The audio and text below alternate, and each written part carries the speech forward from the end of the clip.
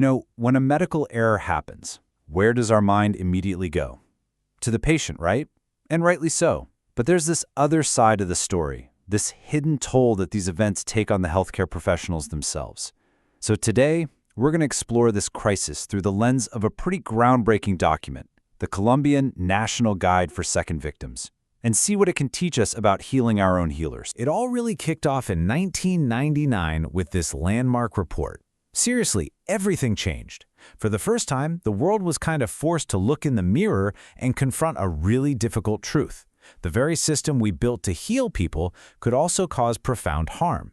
And this wasn't about pointing fingers at doctors. No, it was this revolutionary idea that, hey, humans make mistakes, so we need to build safer systems to protect patients from those mistakes. And the numbers that came out with that report? Wow, they were just staggering. It estimated that up to 98,000 people were dying in U.S. hospitals each year from preventable medical errors. To put that in perspective, that's like a jumbo jet crashing every single day. It was a massive wake-up call that echoed across the globe and created this urgent, worldwide focus on patient safety. But, as that focus really sharpened on preventing harm to patients, a really critical question started to pop up. When an error happens, the patient, they're correctly seen as the first victim. But what about the person in the white coat, the doctor, the nurse, the professional who's right there at the center of it all? Who's helping them pick up the pieces? And that question, it leads us right here to a phenomenon that actually has a name, even though it's often something people suffer through in total silence. It's called the second victim phenomenon, and it describes this deep, personal crisis that can just completely engulf a healthcare worker after something goes wrong. So let's just be super clear about what we're talking about. On one hand, you've got the first victim. That's the patient and, of course, their loved ones who suffer the direct harm. But on the other hand, you have the second victim. That's the healthcare provider. They are also traumatized by what happened, caught in the fallout of an outcome they never, ever wanted. And pay attention to the specific word choice in the formal definition here, traumatized. That is so key. We're not just talking about feeling a little stressed out or guilty. This describes a really deep personal trauma. It's where these providers start questioning their own skills, feeling like they've failed their patient in the worst way possible, and they're just left carrying this immense weight of responsibility. And let's be clear, this is not some rare thing. Just look at these numbers from studies cited in the Colombian Guide. After just one serious event, up to 43% of the professionals involved can become second victims. And get this, over the course of a career, almost half of all healthcare workers will go through this. It's like a silent epidemic, hidden away inside the walls of our hospitals. So what does this actually feel like for the provider? Well, as we're about to see, it's not just a one-off bad day. It's a devastating journey of recovery, and it's one that can shake up every single part of their personal and professional life. This trauma shows up as a set of hidden wounds. And think about how these things pile on top of each other. You've got physical exhaustion from not being able to sleep, mixed with this heavy emotional weight of guilt and shame. Then, while you're trying to deal with that, your ability to even think straight or concentrate just evaporates. Professionally, you feel totally alone, you feel like your reputation is ruined, and you become absolutely terrified of making another mistake. It's this downward spiral that can feel impossible to get out of. This whole recovery path has actually been mapped out into 6 stages. It all starts with the initial chaos and pure shock of the event.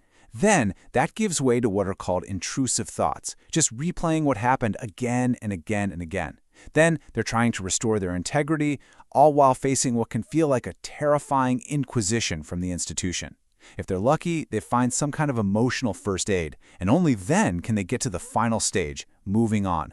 But that last stage can go 3 ways. They might abandon their career, just barely survive it, or, if they get the right support, actually thrive. And that last one, thriving, that's the whole point, right? So how do we help them get there? Well, the solution isn't just about telling people to be more resilient.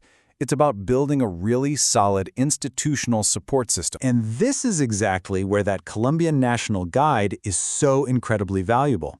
It doesn't just talk about the problem in theory. It gives institutions a comprehensive, evidence-based roadmap to actually follow, a blueprint for creating a real culture of safety and support. The guide is really clear on this. Real support has to start from the top. That means leadership has to make supporting second victims a strategic priority. From there, it all flows downward, creating reporting systems that aren't about blame, training staff to look out for each other, putting actual money and people behind these programs, and, so importantly, committing to learn from every single incident to make the whole system safer. This support then becomes this whole model of care that covers every single phase of an incident. It starts before anything even happens, with things like proactive training and open communication. Then during the immediate aftermath, it's all about getting that peer support, having a quiet space to go to, and a 24/7 helpline. And after the event, it means making sure there's ongoing psychological follow-up and watching carefully for signs of PTSD. It's a full circle of care. And what all this does is build a real safety net around the provider. This means doing things like managing workloads to prevent burnout in the first place, having response teams ready to step in at a moment's notice, helping them ease back into work gradually, and, this is a big one, offering immediate institutional legal protection. This takes away that deep-seated fear of being thrown to the wolves and left to face the consequences all alone. So, why does all of this matter so much? Because it all leads to one inescapable conclusion. The health of our caregivers is directly tied to the safety of their patients. It's that simple. Safer doctors means safer patients. This quote from the guide's prologue, it just says it all, doesn't it? You simply cannot have a safe system for patients if the people running that system are unsupported, burned out, and traumatized. They are the front line. They are patient safety. And that really is the ultimate takeaway here. Supporting a second victim isn't just a nice thing to do. It's not just about compassion. It is a fundamental, non-negotiable requirement for providing high-quality, safe patient care. Think about it. A wounded healer is a less effective healer, and that increases the risk of future errors for everyone. And that brings us to a final, bigger question.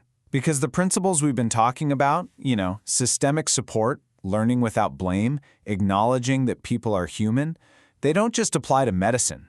So, the question for all of us is this: how do we build this kind of culture, one of support instead of blame, in all high-stakes professions, for everyone's safety?